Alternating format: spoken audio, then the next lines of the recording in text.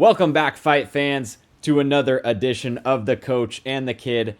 I am, as always, the Kid, joined by my co-host, the Coach. Coach, we are traveling across the pond to UFC London for a prime featherweight matchup. Movsar Evloev takes on Lerone Murphy in a battle of undefeated 145-pound contenders. Coach, before we get to that, it's been a while since we've been on your screen. We missed three prime events: UFC Mexico, Kavanaugh versus Brandon Moreno, the BMF title belt, Charles Oliveira versus Max Holloway, and then last weekend we saw Kevin Vallejos run through Josh Emmett. Coach, before we get into this UFC London main card breakdown, tell me how you feel about the UFC as of late. I know we haven't broken down fights in a while, but what are your feelings about this Paramount era, and how are you feeling going forward into this new kind of, as we trend into these new bigger events? I feel like they're just recycling a lot of guys. Honestly, you get what you pay for, and now everybody's onto it. It's what is it, like $10 a month or something. Yeah. I don't love a lot of these fights. I don't love it. It just seems like they're throwing guys together and they're trying to make a lot of money, make it back for Paramount. I don't even know how it works with Paramount. I think Paramount is such a big company. They just gobbled them up. Dana took the money. I don't know who's running the company.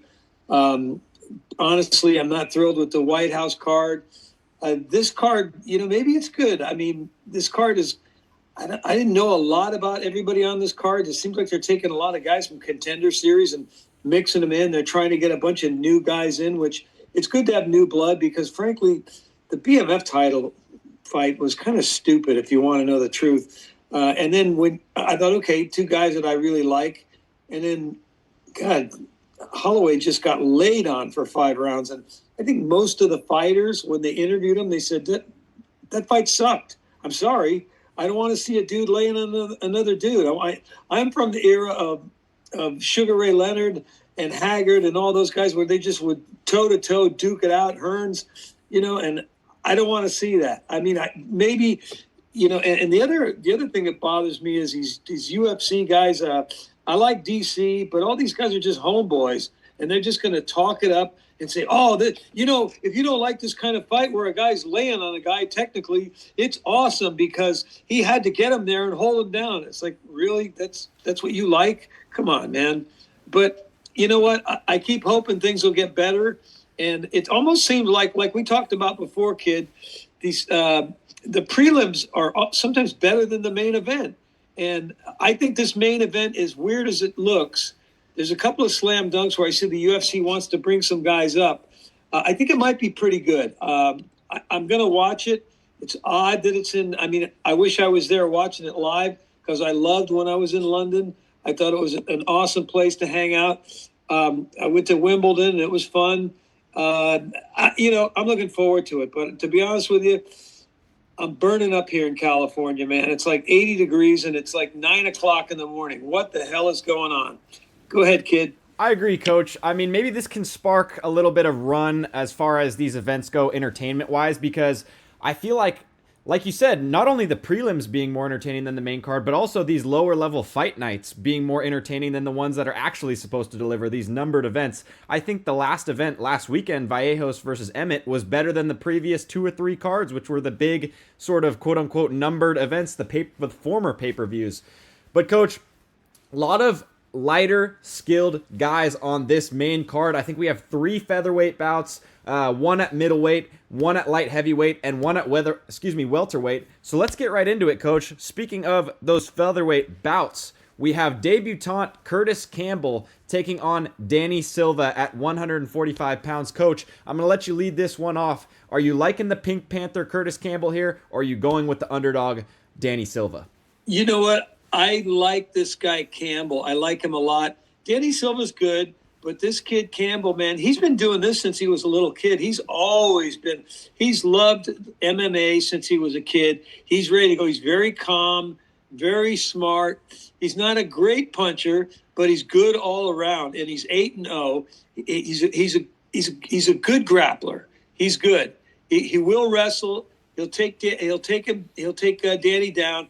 But honestly, I think he's one of these guys that the UFC wants to see go forward. because he's a nice looking guy and he's really tough. And I think he's for as young as he's seasoned. I think he's ready to move up, man. I think this is a big bout for him. And I think honestly, I think he's going to win. He is. Yeah, Coach, I agree 100%. Don't let that 8-0 record fool you. This guy is one of the most decorated amateur fighters in England, multiple-time amateur champion, not just in that English region, but worldwide. Like you said, this guy is not the most physically imposing guy. He's not going to be elite anywhere. His grappling is a B+. His striking is about a B. But this is a guy whose fight IQ is an A+. And for me, with these lower level non-ranked guys, a lot of the times that's all you need. He knows where to go. He has very good situational awareness. He's not going to put himself in harm's way when he doesn't need to. You watch that Contender Series fight. He ran through his opponent. Coach, Danny Silva is a guy who is going to be wild on the feet. You see that Kevin Vallejos fight. I think people are putting a lot of stock into that because we've seen the trajectory that Vallejos is on now. Coach, at the end of the day, Vallejos beat the crap out of Silva on the feet. Just because he hung in and he was tough doesn't mean he was there with him tit for tat. So for me, Coach, I am in 100% agreement here.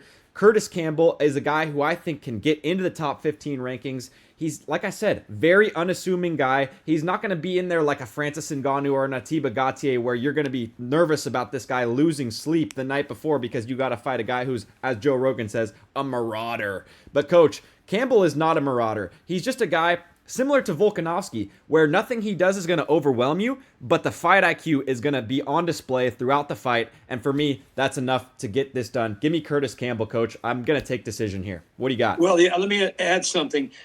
It might be a fun fight because Danny Silva reminds me a lot of Max Holloway. The only problem I have with him, he's a phone booth guy. He likes to throw. Yeah. He will throw 1,000 punches. However, he'll get hit 1,000 times. And he is a guy that will lose because of damage. Yes. He's definitely a brawler. He'll get in close, he'll start throwing, but then he will just get tagged. But and I see Curtis just outsmarting him. So let's move on. I agree, Coach. Just one more thing on this bout. I think Silva beats a lot of guys who are willing to stand and trade with him. I think Curtis Campbell is too smart for that. Similar to Oliveira versus Holloway. I mean, why would Oliveira want to stand there and take licks off of one of the best strikers in UFC history? I think this is similar, not exactly the same level, but Campbell does not have any pride or ego when he is in that octagon. He is willing to take you down if that is your weak point. So for me, Curtis Campbell takes it here. Coach, moving on to a 185-pound tilt, we have the formerly ranked Roman Dolidze taking on the surging contender Christian Leroy Duncan. Coach, I'll take the lead here since I gave you the reins on the last fight. I think I'm going to go with Christian Leroy Duncan here, Coach. CLD is a very technical guy on the feet. And for me, Roman Dolidze is a guy who's very willing to go to his back because he trusts his submission game too much. And I don't like that. All he throws is big overhands on the feet. The striking is not very technical. I think Roman Dolidze has passed to victory here. He's great. Like I said, he is solid submission-wise off of his back, and he does have power on the feet. He's a guy who can knock you out. He's a guy who can submit you. But Coach, kind of similar to Paul Craig, he has to put himself in bad positions to pull off those submissions because he's always on his back. We saw that last fight against Anthony Hernandez. He was getting ragdolled. This was not even a quote-unquote domination, Coach. It looked like a schoolyard brawl where you have an 8th grader taking on a 6th grader, and that 8th grader who's already hit puberty is just running through the 6th grader. That's what it looked like to me, Coach. I haven't seen a domination like that in a while. So for me, where is Roman Dolidze's head's at? He has to travel, like I said, across the pond. Christian Leroy Duncan has a home game here, and he is by far the more technical striker. For me, I think that leads to a second-round TKO, Coach. Give me CLD here by finish. I agree with you. I don't trust Dolidze. I used to like him. He's getting a little bit older. He's 37, and he's got power, but I just don't think he's very bright, and he's getting kind of old. Christian is he's faster, he's younger, he's just a better athlete, and I think I agree with that. I think he's going to knock Dolidze out.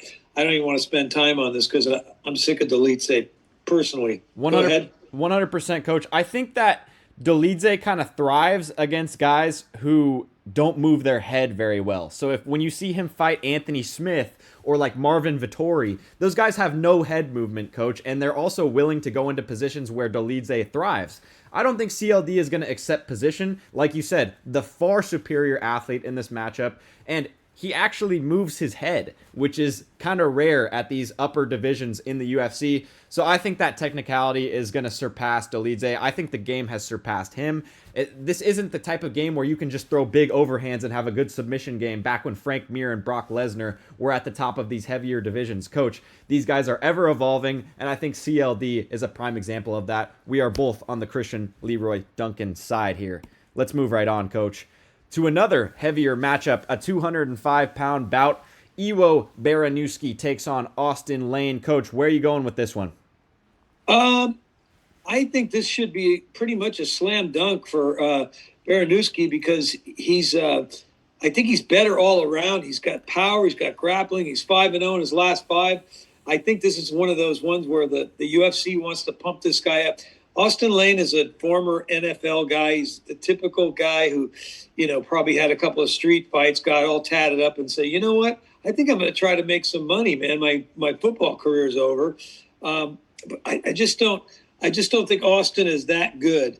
He was pretty good in his last fight, but I think this is going to be Iwo's. He's just going to take him and finish him. I just don't see Lane as a threat to this guy. That's just me personally. I think Iwo gets it done, and I think he's going to be moving up pretty quick. I think he's I don't know. I think he's a pretty quick guy. I just don't. I think he's just throwing Lane in there to give him a fight. That's what I think. And anyway, I'm seeing Iwo take it. Go ahead.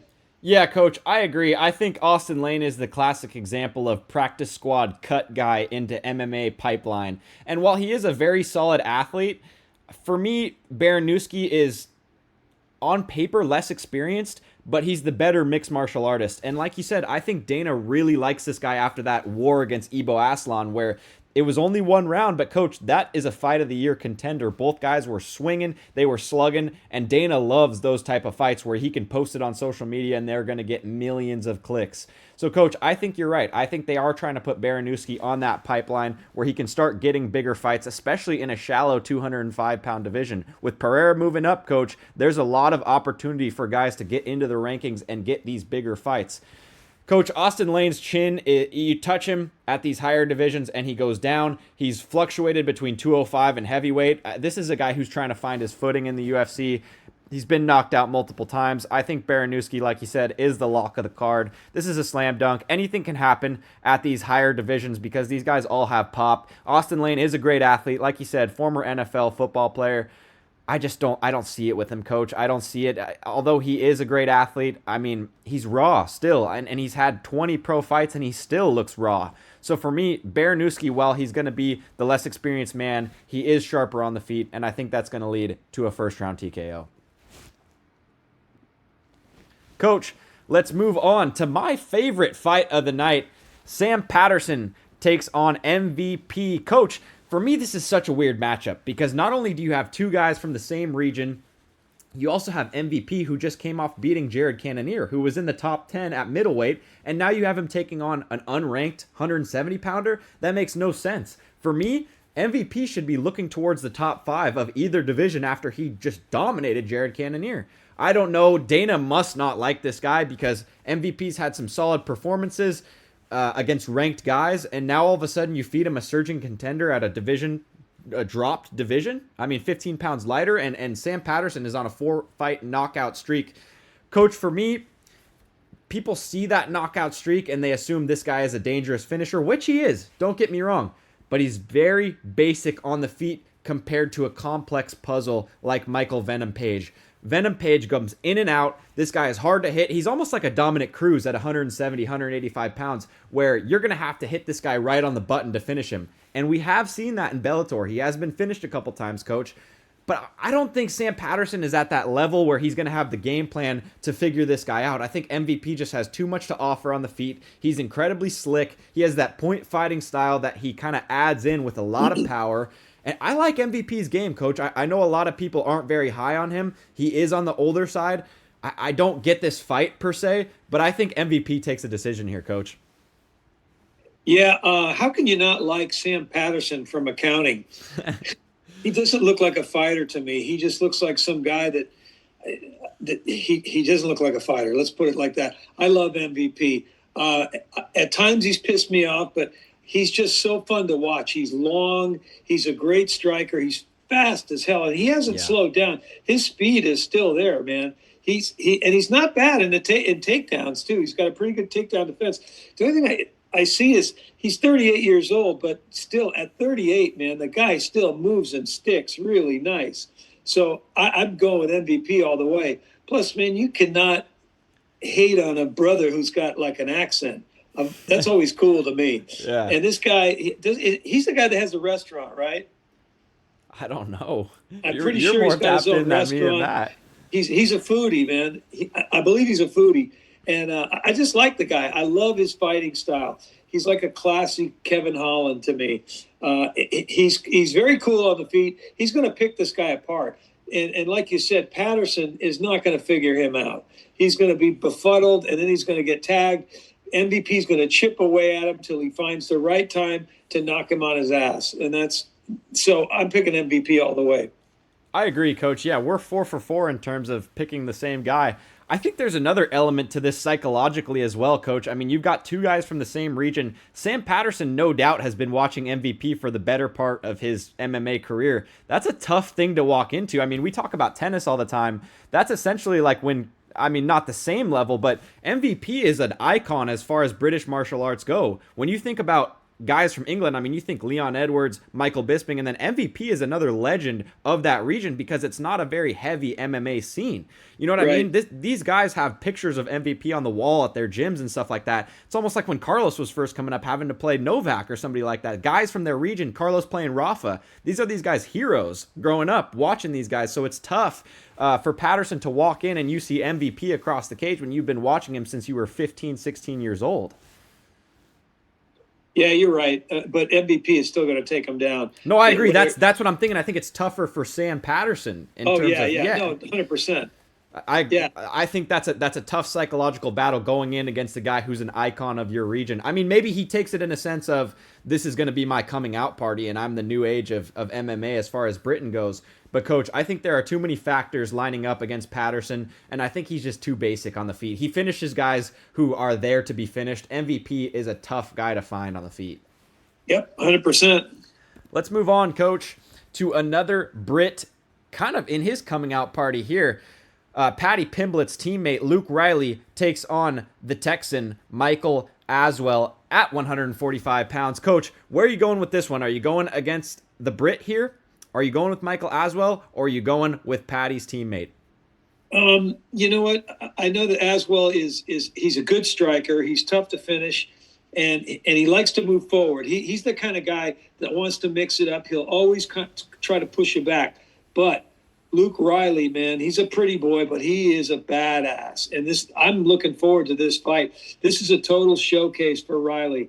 And I think being at home is going to help him a lot. I don't think he needs the help, but I think he's smart beyond his years. And I think that he's the UFC wants a guy like this. He looks cool.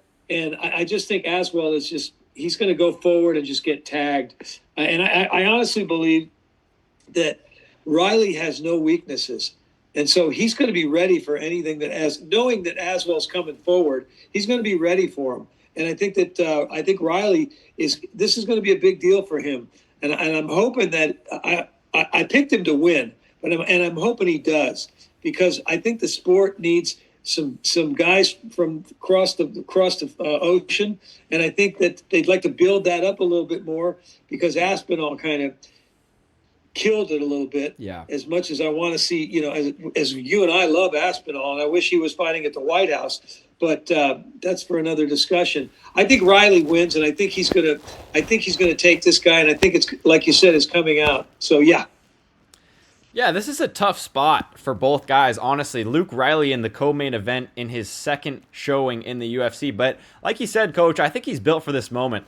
Aswell's going to come in, and I think his game plan should be and will be threatening the takedown early. Luke Riley is very susceptible to the takedown. We saw that in his last fight, his debut against Bogdan Grad. He came back in the corner after the first round. Paddy's in the corner. Lad, you got to stay on your feet, lad. You got to strike with him. You got to stay on the feet because you're getting taken down over and over. You can't do that, lad.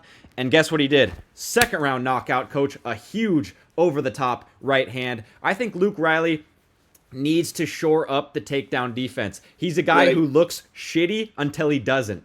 First round is almost always getting taken down. Even watch his Cage Warriors fights, coach. This guy has been taken down, pressed up against the fence, but he always gets up. Every round starts on the feet, coach, and I think Luke Riley is going to be the far superior striker here. I think he takes a decision. I think it could be a spot where he shows off a little bit better takedown defense because he's got Paddy in his gym, coach. You know there are going to be some good grapplers there. He's working on the takedown defense. Like you said, he's a pretty boy. He likes to stay on the feet. He likes the flashy knockout. But if he can shore up that takedown defense, he's going to be a problem, coach. Bogdan Grad is a tough debut. So obviously they believe in this guy. And Luke Riley put him away in the second round. I like this kid, coach. He's got some charisma. He's got that English kind of shine. So for me, they wouldn't put him in this co-main event if they weren't confident in him getting it done. Like you said, this is a major showcase. I think as well, like you said, is a pressure guy. He can get a takedown against Riley. He might look really good in the first round, but I think Riley overcomes that storm in the first,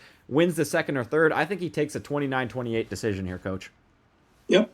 Let's move on, brother. 100%, coach, to our main event of the evening. A very strange matchup in terms of a clash of styles. We have Movsar Evloev coming off of an almost 2-year layoff to take on Lerone Murphy, coach. This is the #1 contender bout, more than likely to see who will get a shot at Alexander Volkanovski's featherweight throne. Coach, where are you going with this one? Are you going with the Russian or are you going with the hometown English boy, Lerone the Miracle Murphy? I'm going with Lerone because I'm not a racist. And honestly, I'm so sick of these Russian guys because I know that he's the typical grappler. He's going to go for the takedown. He's not great on the feet, but he gets it done.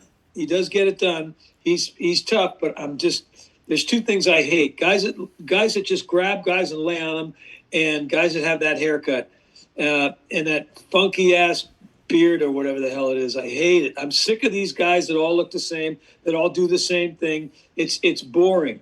I want to see guys go toe to toe. Lerone he's a hometown hero boy. The crowd's going to be behind him. And I'm hoping that he knocks this guy out. His defense better be good because these guys all do the same thing. They dive at you. They make like they're going to punch you. They dance around, and all of a sudden, the next thing you know, they're laying on top of you. And that lasts for 4 minutes. Nobody wants to see that. It's 25 minutes, and nobody wants to see 22 minutes with a guy laying on another guy. That's just my opinion. I mean, say what you want. Oh, it's great technically. Yeah, it is, right? Well, guess what? It's a total turnoff. Unless you're a college wrestler, then you go get him. And I'm just sick of that. And I saw your boy Charles do that recently, and I hated it. And I think most people hated it. And I don't think that's the type of BMF guy you want. I think that the BMF guys are the Gaethje Holloway, where it's a slugfest. And I'm hoping Lerone gets this done, man, because I do like the guy. And I think he's a good fighter all around. His defense is decent. He's going to be at home. And I just hope he knocks this dude out. I hope he hits him so hard that his hair goes back and he decides to put gel in it. Because look at this guy. He looks like Mo Howard from the Three Stooges. I don't want to see that. Anyway, I'm taking Lerone. And I know what you're going to say. You're going to say Movsar or whatever the hell his name is. But that's who your guy is, I'll bet, right? Yeah, coach, I'm going to go with Movsar. I don't know how I can follow up that breakdown. I mean, Lerone Murphy is a tough guy. What a story. The Miracle survived an absolute shotgun blast to the face. Coach, I think he's got a better chance of surviving a 9mm straight to his face than winning this fight, to be honest with you. I think it's going to take an absolute miracle for him to pull this one off. I mean, look at this guy, coach. Is he not on the sauce? Come on. He looks like a Russian Michael Chandler. Look at those pecs. I mean, I think, like you said, Movsar is not a guy who's going to finish you. I don't think he's finished anybody in his life. 9 UFC fights, 9 decisions. And he's Muslim, coach, so he doesn't even jerk off, so he doesn't even finish himself. So this is the thing here. I think he's going to finish this fight. I think this is going to be the first finish in all 30 years of his life. I think he's going to submit Lerone Murphy in the later rounds here, and I think he's going to prove a point as to why he deserves the next title shot, coach. I go back and forth in these fights because Movsar Evloev, when he shoots his takedowns, it's very basic. He throws one jab straight into the takedown. Always. It's almost like Jailton Almeida where he throws that little BS front kick and then shoots right in. Movsar Evloev has a tick where he always shoots the same takedown, and I know Lerone Murphy is watching the same film as me. So he may be able to exploit that. Lerone Murphy has great knees. Obviously, we saw that incredible. It was kind of a fluke, coach. Let's be honest. I mean, Aaron Pico, what was he doing right there? The spinning back elbow knockout, it was incredible, but like, come on. He was getting kind of dominated on the feet by Aaron Pico before that, which I don't know how confident I feel in Murphy after that. Coach Murphy is very technically sound. I will give him that, but also he accepts positions, and I think that's where Movsar Evloev shines. I will say, Evloev has a lot of close decisions. That Diego Lopez fight, it was Diego Lopez's debut on short notice, and Lopez had him in a lot of trouble. But now we see how good Lopez actually is, so I don't put as much stock into that, as most people would. Evloev is the king of the 29-28 decision. We haven't seen him in a 5-rounder. We have seen Murphy in a 5-rounder, and he actually builds. That fight against Edson Barbosa, he ran through some tough waters early and then picked up as the fight went on. But for me, coach, I think Evloev's grappling, heavy pressure style is going to be enough to take down Murphy here. I think we could see another one of those lame main events, but I hope Evloev mixes it up, a little bit with Murphy. I agree with you as far as everything you said. I just want a good fight. I don't gamble. So I don't. Sometimes I go with like you were talking about. From now on, I'm going with my gut. Right. Yeah. That's what you told me, because the only couple that you lost was because you went against your gut. And you're mostly right when you go with your gut feeling. But sometimes, you look at the stats and all that. I'm not a stat guy. I was a baseball player. I don't believe in all these launch angles and all this other crap. You're a vibes just guy. You go out there and you play, you fight or whatever, and you just do your best. I want Murphy to win because I want it to be a slugfest. Okay? That's all I want. And I know it's not going to be with this guy. So it's another weird matchup. But anyway, I mean, those are our picks, and that's the one fight we're going against each other, which is good. I agree, Coach. I think this is a very much England showcase. I mean, these fans are going to be up late at night because they want to see their English boys win. And I think a lot of these matchups by the UFC are setting up to do that. I'm looking forward to the debut of Curtis Campbell, Coach. This main event is very interesting. I think Volk probably beats both guys, to be honest with you. And I think these are favorable matchups for Volk.